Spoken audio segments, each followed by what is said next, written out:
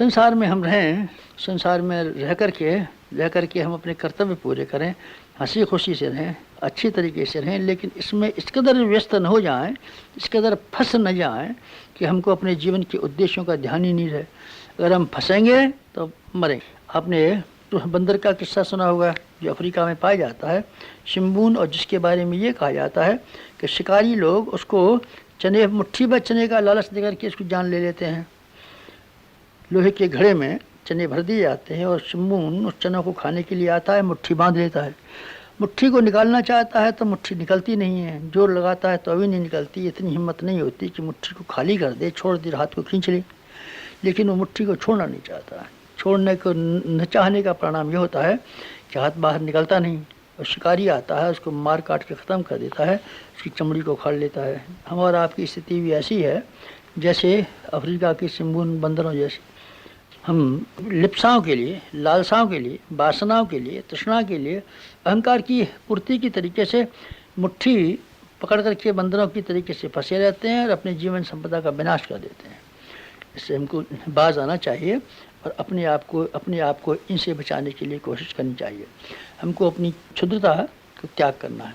क्षुद्रता को अगर हम त्याग कर देते हैं तो हम कुछ खोते नहीं हैं, हम कमाते ही कमाते हैं।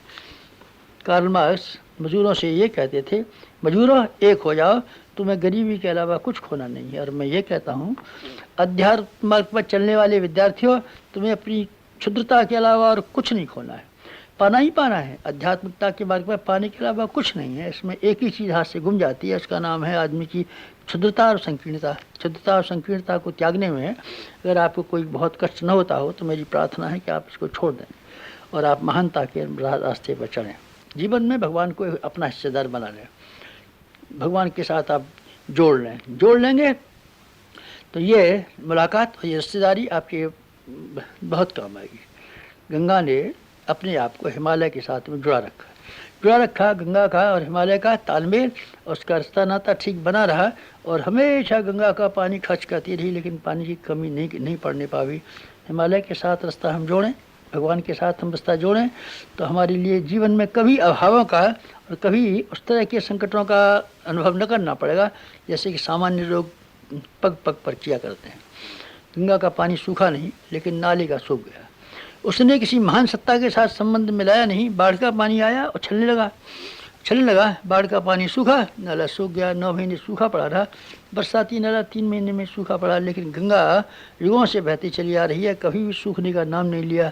हम हिमालय के साथ जुड़ें, हम भगवान के साथ जुड़ें तो हमारी भी सूखने का कभी मौका ना आएगा। अगर हम इतनी हिम्मत कर पाएँ तब, अगर हम भगवान को समर्पित कर सकें अपने आप को, तो भगवान को हम पाएँ।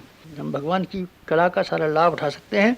शर्त यह है कि हम अपने आप को, अपनी महत्वाकांक्षाओं को, अपनी कामनाओं को और अपनी दुष्टवृत्तियों को भगवान के सुपुर्द कर दें। हम भगवान के साथ में अपने आप को इसी तरीके से जोड़ें जैसे कठपुतली, जैसे पतंग और जैसे बांसुरी। न कि हम इस तरीके से करें कि पग पग पर हुकूमत चलाएं भगवान के साथ और अपनी मनोकामनाएं पेश करें। ये भक्ति की निशानी नहीं है। भगवान की आज्ञा पर चलना हमारा काम है। भगवान पर हुकूमत करना और भगवान के सामने तरह तरह की फरमाइश की पेश करना, ये तो वेश्यावृत्ति का काम है।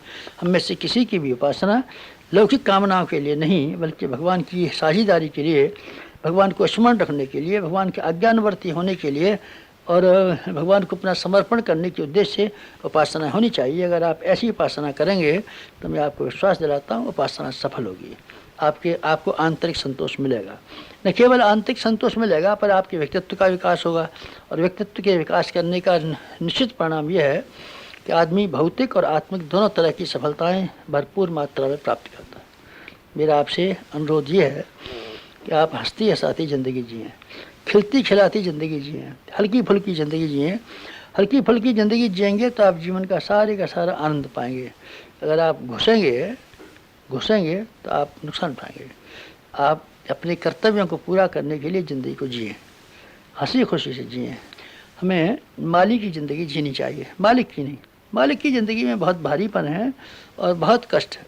माली की ज़िंदगी केवल रखवाली की तरीके से, चौकीदार की तरीके से अगर हम जिए तो हम पाएंगे जो कुछ भी कर लिया हमारा कर्तव्य ही काफ़ी था। मालिक को चिंता रहती है सफलता मिली नहीं मिली, मालिक को इतनी चिंता रहती है कि अपने कर्तव्य और फर्ज पूरे किए कि नहीं किए। दुनिया में रहें, काम दुनिया में करें पर अपना मन भगवान में रखें, अर्थात उच्च उद्देश्यों और उच्च आदर्शों के साथ जोड़ रखें। हम दुनिया में डूबे नहीं, हम खिलाड़ी की तरीके से जिएं, हार जीत के बारे में बहुत ज़्यादा चिंता न करें, हम अभिनेता की तरीके से जिएं। हमने अपना पार्ट प्ले ठीक तरीके से किया कि नहीं किया, हमारे लिए इतना ही संतोष बहुत है। ठीक है, परिणाम नहीं मिला तो हम क्या कर सकते हैं, बहुत सी बातें परिस्थितियों पर निर्भर रहती हैं, परिस्थितियाँ हमारी अनुकूल नहीं रही तो हम क्या कर सकते थे। कर्तव्य हमने अपना पूरा किया, बहुत हमारे लिए बहुत। इस दृष्टि से अगर आप जिएंगे तो आपकी खुशी को कोई छीन नहीं सकेगा, और आपको इस बात की परवाह नहीं मिलेगी कि जब कभी सफलता मिले तब आपको प्रसन्नता हो। 24 घंटे आपको खुशी से जीवन जी सकते हैं। जीवन की सार्थकता सफलता का यही तरीका है। समाप्त।